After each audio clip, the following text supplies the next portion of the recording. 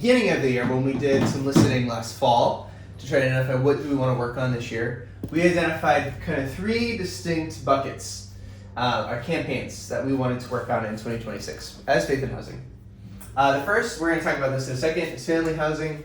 The second, this is what William was referring to, entry-level rentals, right? How do we build back a rental stock that is friendly to people who are younger, coming out of maybe a room at their parents' house, or maybe coming out of homelessness, coming out of prison, some kind of situation where they have to get into the rental market and they have to find something cheap and available. And then we talked about development without displacement. How do we build in places and in ways that don't push out existing affordable housing or existing lower income tenants. And so we identified 3 policies that we wanted to work on this year that will achieve one in each of these buckets. So the first we're going to talk about is something we've been talking about. Just going to give a quick update on where we're at. It's called SB 79. How many of you have heard of SB 79? Raise your hand. Okay, awesome. How many of you have contacted an elected official about SB 79 in some form? Okay, awesome. So SB 79 was a really big housing bill that got passed last year that will have a big impact across Southern California and LA County. Woo! So there's like 60 cities in LA County and even a few in Orange County, which we don't have anyone from Orange County here today, but they exist. They're part of our movement. Shout out to them. And so you can see here, this is a map of all the places where there are transit stops, high quality transit stops in Southern California. Around each of these stops, because of SB 79, it is now easier to build housing. Well, it is not now easier. It will be in 1 month. Because the way that the law was written is cities had until July 1st of this year to come up with a plan to implement SB 79. And so we have been tracking to see how it's been going across the county.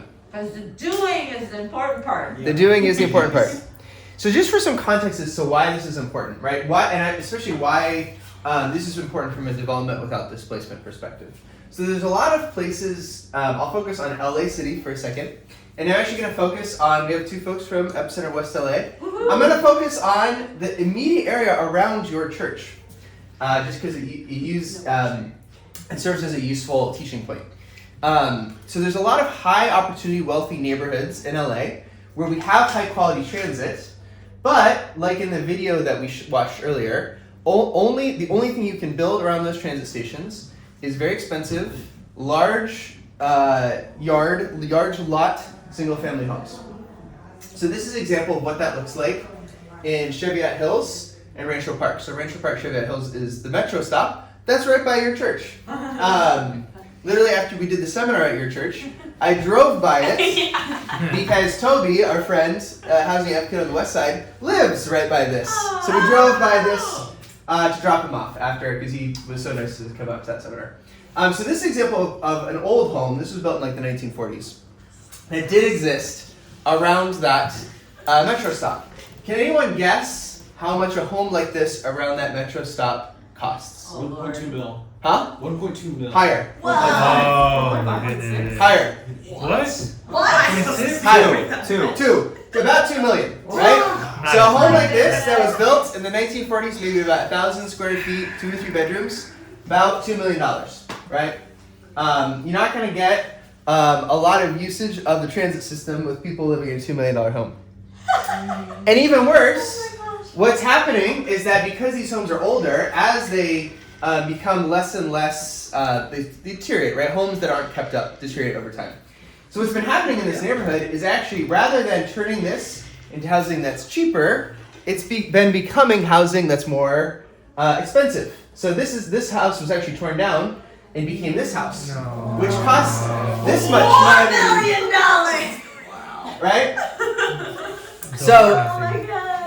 right? So you have to ask, I don't begrudge, wealthy people who live in $4 million homes. They're not necessarily doing anything per se to make the problem worse. They may not be helping the problem, but they're not necessarily. The problem is that people could turn this into housing that people can afford, but they're literally not allowed to. The law prevents them. And so with SB 79, we said, okay, can you turn this house, instead of into that, into something that looks more like this, right?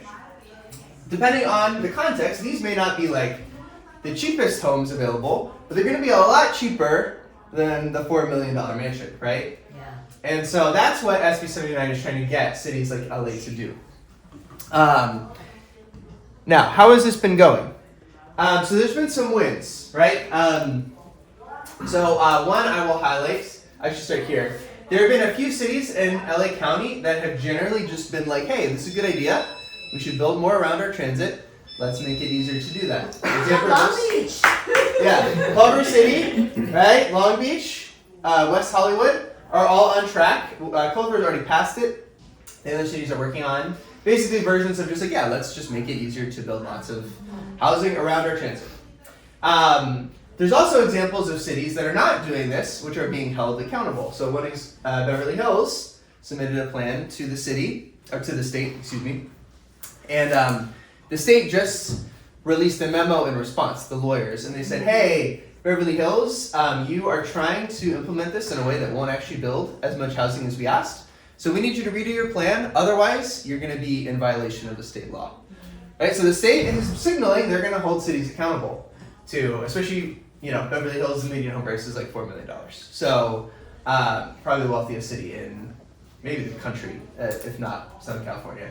If you've gotten all this investment from the state in the form of transit dollars, we need you to build some housing. So that's good. And then there was a bill that some of us, so from Faith and Housing, Jeff and Emilio and I went and talked to our Senator Durazo. She proposed a bill that when it was first introduced, it was actually bad. It was going to roll back SB 79. But under pressure from advocates like us and then a whole coalition of other people, she reversed course, and now it's actually a good bill. So what it would actually say is if you're a city and you've gotten these transit dollars and you're worried about having to build more housing, the state is going to tell you you can't reduce the amount that you're of service that your transit's offering, right? You can't say like, oh, we're going to cut our bus route. We're not going to serve this bus route anymore, also screwing over low-income people who use the bus, so that you don't have to build housing. So Burbank is actually actively trying to do this right now. And so not only does this bill give the state an opportunity, and so just for some context, the line would go from Pasadena to North Hollywood. It would go through the east side. And so if you're a bus rider and you want to take it from Eagle Rock, say, like where we live, where some of us live in Northeast LA, to North Hollywood to get to the metro there, you would have to go through Burbank. And Burbank has changed their mind and said, hey, we don't want to actually dedicate lanes to this bus because we don't want SB 79 to apply here. So if you're a bus rider, you then get stuck in traffic as you go through Burbank, right? Even though Burbank agreed years and years ago to this bus route going through the city. They're like trying to reverse course. So now Metro is also suing them. And so there's two entities that are saying like, hey, we're going to hold individual cities accountable. Again, tends to be wealthier cities that are not doing their fair share. So there's been some, and I think Burbank's going to lose most likely that fight. Come on. So Burbank High. I feel so ashamed. But there's also a lot of room for improvement, right? So one I will highlight is LA City, right? So right now, LA City is in the midst of implementing SB 79, and they are trying to do the bare minimum possible, right? So we showed that picture of Rancho Park earlier. They're trying to say what's the minimum level of height, the minimum level of density that we can allow to still comply with the state law.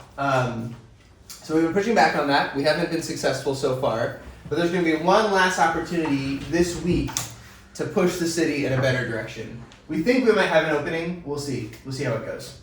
Another is, I don't want to get too far in the weeds here, but there's something called the Southern California Association of Governments, which includes all of the cities across all of Southern California. And they put out a map where they think SB 78 applies. And they left a few stops out that almost certainly the state intended to include. So this is also going to be a fight, possibly next week, because they have a meeting next Tuesday. So again, the state might intervene before then and tell them, hey, your map is bad. But basically they could use also some pushback from advocates on the ground. And then just to go back to the Burbank for a second, this hasn't it looks like they're gonna lose, but they haven't lost yet. So it still matters that we show up and advocate. I'll also go back for a second because I realized I left something out, which is that what's really interesting is that most cities in LA County aren't actually trying to subvert this law. Aw. They're just like, they're just not doing anything. Some of them are releasing statements saying we don't like this because we're Arcadia and, you know, we don't want the character of our, you know, $1 million homes to be changed. But they're not actually trying to like pass something. Okay, They don't have the capacity to actually like change great. course. So They're not really effective either. Don't stand in the way. yeah. So it's only the like most wealthy cities. So like at Beverly Hills, at South Pasadena, LA is big and has a lot of planning staff, so they're able to do it. It's only a select number of cities that are actually. Pasadena might try, Glendale might try, Burbank is trying, but most cities in LA County are just like, okay, well, we're just gonna like, it's gonna happen.